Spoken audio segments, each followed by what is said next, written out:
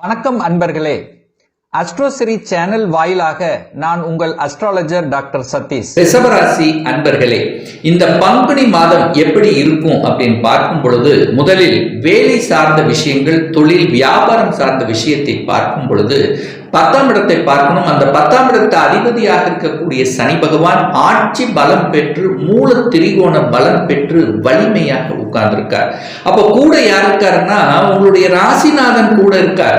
அப்போ உங்களுடைய எண்ணங்கள், செயல்கள், சிந்தனைகள் எல்லாமே தொழிலை சார்ந்த விதத்திலும் தொழிலை அபிவிருத்தி செய்வதில் தான் உங்களுடைய கான்சென்ட்ரேஷன் இந்த மாதம் அதிகமாக இருக்கும். ஏன் சொல்றேன் அப்படின்னா, அந்த 10ஆம் இடத்தில் 3 கிரகங்கள் இணைந்து 11ஆம் இடமான அந்த லாபஸ்தானத்தில் 3 கிரகம் இருக்கிறதுனால உங்களுடைய செயல்பாடுகள், திட்டங்கள் எல்லாமே தொழில், வியாபாரம், அதுல இருக்கிறவங்க எப்படி லாபத்தை அனுபவிக்குது, எதை செய்தால் நமக்கு லாபம் கிடைக்கும், என்ன மாதிரியான ஒரு ஸ்ட்ராட்டஜி பிளானை கையாளணும். ஸோ இந்த மாதிரியான திங்கிங் ப்ராசஸ் தான் அதிகமாக இந்த மாதம் இருக்கும்.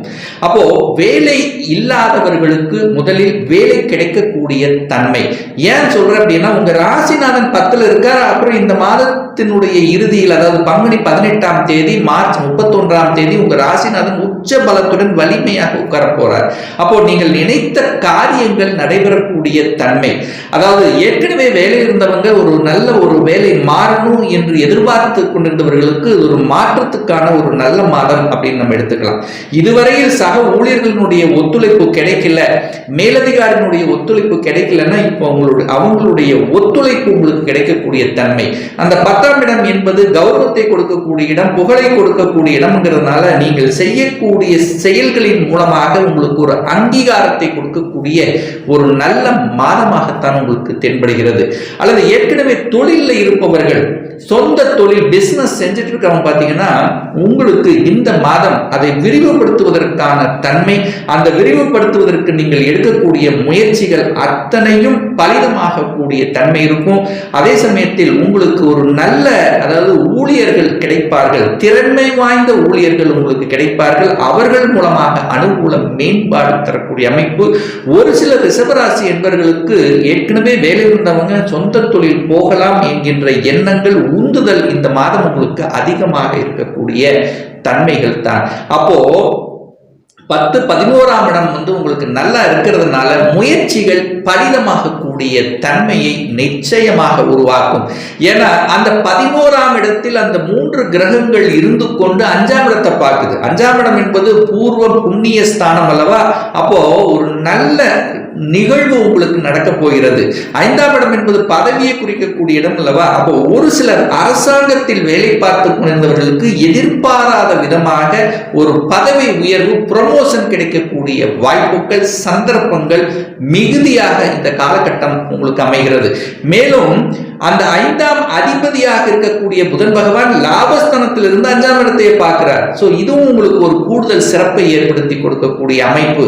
ராகு 11ஆம் இடத்தில் இருப்பது கூடுதல் பலம். அப்போ ராகுங்கிறது பிரம்மாண்டம் அல்லவா? அப்போ பிரம்மாண்டமாக நீங்கள் ஆசைப்பட்டு கொண்டிருந்த ஒரு விஷயங்கள், உங்களுக்கு நல்லவைகள் நடக்கக்கூடிய தன்மைகள், சுக்கிரனால உங்களுக்கு ஆதாயங்கள், பெண்களால் ஆதாயங்கள், பெண்கள் சார்ந்த துறையில் இருப்பவர்கள், பெண்கள் உபயோகப்படுத்தக்கூடிய அந்த தன்மைகள் சார்ந்த தொழிலில் இருக்கின்றவர்களுக்கு கூடுதல் வளர்ச்சி தரக்கூடிய அமைப்பு.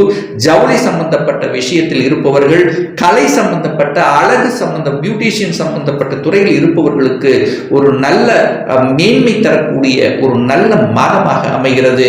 அப்போ தொழில் வியாபாரம் சார்ந்த விஷயங்கள், உங்களுடைய நெடு நாட்களாக நினைத்துக் கொண்டிருந்த ஒரு நல்ல விஷயங்கள், நல்ல செய்திகள் கிடைக்கக்கூடிய சந்தர்ப்பங்களை நிச்சயமாக உருவாக்கும்.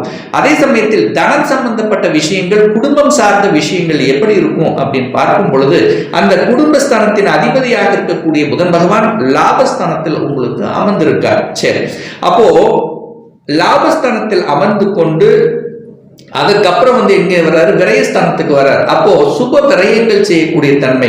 அப்போ வரவும் வரும், அதுக்கு தகுந்த மாதிரி செலவுகள் வரக்கூடிய வாய்ப்புகள். ஆனா இந்த மாதத்தினுடைய பிற்பகுதியில, அதாவது பங்குனி மாதம் 27ஆம் தேதி என்று மீண்டும் அந்த தனாதிபதி என்று சொல்லக்கூடிய அந்த புதன் பகவான் மீனமனைக்கு வந்து உங்க ராசிநாதனோட இணைகின்ற காரணத்தால தனம் சார்ந்த விஷயங்கள், குடும்பம் சார்ந்த விஷயத்தில் நீங்கள் எடுக்கக்கூடிய அத்தனை முயற்சிகளும் நல்லவைகளாக நடக்கக்கூடிய தன்மைகள், உங்களுடைய முயற்சி பலிதமாகக்கூடிய தன்மை. ஏன்னா 3ஆம் அதிபதி என்று சொல்லக்கூடிய அந்த சந்திர பகவான் இந்த மாதத்தினுடைய தொடக்கத்திலே பார்த்தீங்கன்னா உச்ச பலத்துடன் வலிமையா இருக்கு. அப்ப எதையும் சாதிக்கலாம், எதையும் செய்யலாம் என்கின்ற உத்வேகம், அந்த ஆற்றல், தைரியம், மனோ சிந்தனை என்பது அதிகமாக இருக்கக்கூடிய தன்மையை உருவாக்கும். சுகஸ்தானத்தை வலுப்படுத்தக்கூடிய யோகம் இருக்கிறதா? அசையும் அசையா சொத்துக்கள் வாங்கக்கூடிய யோகம் இருக்கா அப்படின்னு பார்க்கும் பொழுது நிச்சயமாக 12ஆம் இடத்தில் அமர்ந்து கொண்டு அந்த குரு பகவான் அந்த 5ஆம் பார்வையாக 4ஆம் இடமான சுகஸ்தானத்தை பார்க்கிறதும் உங்களுக்கு சிறப்பை ஏற்படுத்தி கொடுக்கக்கூடிய அமைப்பு தான். மேலும் சுக்கிரன், வீட்டுக்கு காரகன் என்று சொல்லக்கூடிய சுக்கிரன், உங்க ராசி அதிபதி என்று சொல்லக்கூடிய சுக்கிரன் தனது 7ஆம் பார்வையாக அந்த 4ஆம் இடத்தை பார்ப்பதும் வீட்டு வாங்கணும் என்கின்ற கனவை நனவாக்கக்கூடிய ஒரு நல்ல காலகட்டம்.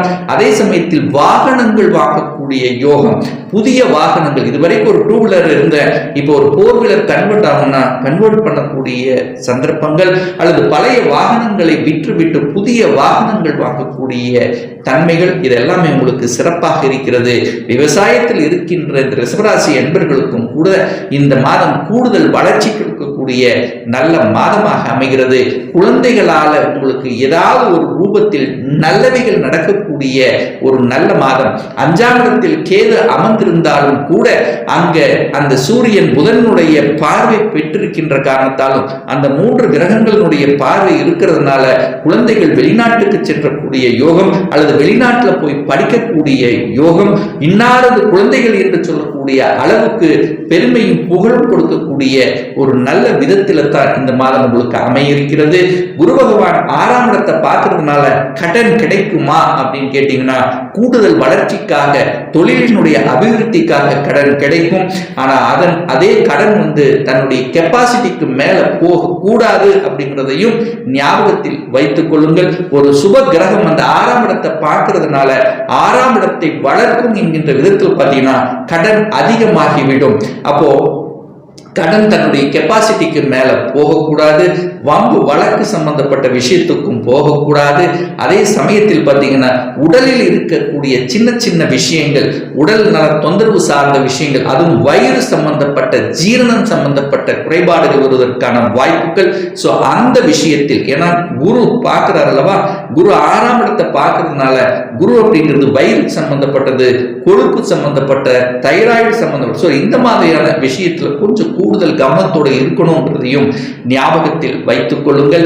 அதே சமயம் திருமணம் சார்ந்த சுப காரியங்கள் இனிதே நடந்தேறுமா அப்படின்னு பார்க்கும் பொழுது குரு பகவான் 12ஆம் இடத்தில் இருக்காதே, நமக்கு குரு பலன் இல்லையே அப்படின்னு ஒரு சிலர் நினைத்துக் கொண்டிருக்கலாம்.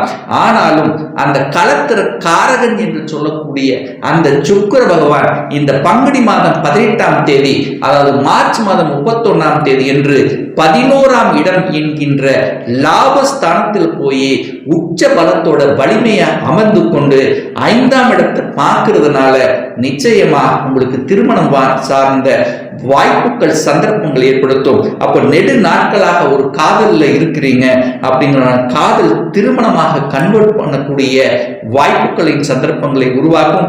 அதே சமயத்தில் ஏற்கனவே டிவோர்ஸ் ஆகி திருமணம் முறிவு பெற்று 2ஆம் திருமணத்துக்காக காத்து கொண்டிருந்த இந்த ரிஷபராசி அன்பர்களுக்கு நல்ல செய்திகள் கொடுக்கக்கூடிய ஒரு நல்ல மாதமாக அமைகிறது.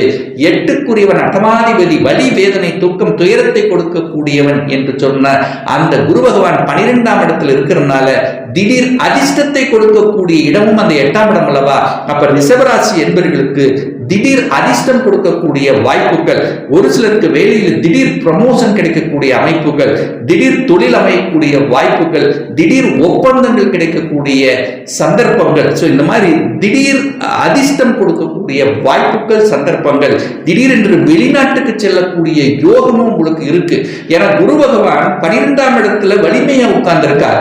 அப்போ அந்த 8, 12ஆம் இடங்கள் வலிமை பெற்று சுபத்துவம் அடையக்கூடிய இந்த காலகட்டம் வெளிநாட்டுக்கு செல்லணும் அல்லது வெளிநாட்டு சார்ந்த விஷயத்துக்கு நீங்கள் எடுக்கக்கூடிய முயற்சிகள் அத்தனையும் பலிக்கக்கூடிய அமைப்பு. விசா அப்ளை பண்ணி காத்து கொண்டவர்களுக்கு விசா கிடைக்கும், அல்லது வெளிநாட்டிலேயே நான் இருக்கிற அங்கேயே ஒரு பிஆர் கிடைச்சு அங்கேயே செட்டில் ஆகணும் எண்ணத்தில் இருக்கக்கூடிய ரிஷபராசி என்பவர்களுக்கு அந்த எண்ணம் நிறைவேற்றக்கூடிய தன்மை, அல்லது வெளிநாட்டில் ஏதோ ஒரு வேலை போயிட்டு இருக்குது, எனக்கு படித்த படிப்புக்கு உண்டான வேலை கிடைக்கலையே என்று ஏங்கிக் கொண்டிருக்கின்ற ரிஷபராசி என்பவர்களுக்கு இந்த மாத இறுதியில் அங்கேயே ஒரு நல்ல வேலை கிடைக்கக்கூடிய பாக்கியங்கள். ஒரு சிலர் இங்கே இருந்தாலும் தன்னுடைய சொந்த டிஸ்ட்ரிக்ட்ல இருந்து அதர் டிஸ்ட்ரிக்ட் செல்லக்கூடிய வாய்ப்புகள், அல்லது மத்திய பணி அதாவது சென்ட்ரல் கவர்மெண்ட்டுக்கு செல்லக்கூடிய வாய்ப்புகள், இதுவரைக்கும் ஸ்டேட் கவர்மெண்ட்ல இருந்தவங்க சென்ட்ரல் கவர்மெண்ட்டுக்கு செல்லக்கூடிய வாய்ப்புகள், அல்லது ஸ்டேட் டு ஸ்டேட் செல்லக்கூடிய வாய்ப்புகள், அல்லது நீங்க ஒரு தகவல் தொடர்பு துறையில ஒரு சாஃப்ட்வேர் ஜாப்ல இருக்கிறீங்க அப்படின்னா நீங்கள் அடுத்த நிலைக்கு, அதாவது ஒரு வெளிநாட்டில் வேலை செய்வதற்கு அல்லது அடுத்த ஸ்டேட்ல போய் வேலை செய்வதற்கான வாய்ப்புகளையும் சந்தர்ப்பங்களையும் நிச்சயமாக உருவாக்குங்கிறதுல எந்த மாற்று கருத்தும் இல்லை. இந்த ரிஷபராசி என்பவர்களுக்கு யோகத்தை தரக்கூடிய அந்த சனி பகவான், அந்த சனி பகவான் நல்ல நிலையில் அமர்ந்து உங்க ராசியோட கூட இருக்கிறதுனால நீங்கள் நினைத்த காரியங்கள் நடக்கக்கூடிய நிகழ்வுகள் அப்படிங்கிறது சாத்தியமாகக்கூடிய ஒன்றாகத்தான் இருக்கிறது. ஒரு நல்ல தெய்வ வழிபாடு அப்படின்னு எடுத்துக்கொண்டால் உங்க ராசிநாதன் உச்சம் பெறக்கூடிய இந்த காலகட்டம், இந்த பங்குனி மாதத்துல நிச்சயமா ஒவ்வொரு வெள்ளிக்கிழமை அன்று அம்மனை சென்று தரிசித்து வருவதும், அல்லது அதாவது உங்களுக்கு பிடித்த அம்மனை சென்று வழிபடுவது உங்களுக்கு அனைத்து விதத்திலும் மேன்மை தரக்கூடிய அமைப்பு. 5ஆம் இடத்தில் கேது இருக்கிறதுனால விநாயகர் வழிபாடு எடுத்துக்கொண்டால் குழந்தைகளுடைய நலன்கள் எல்லாம் திருப்திகரமாக இருக்குங்கிறது தான் நிதர்சனமான உண்மை.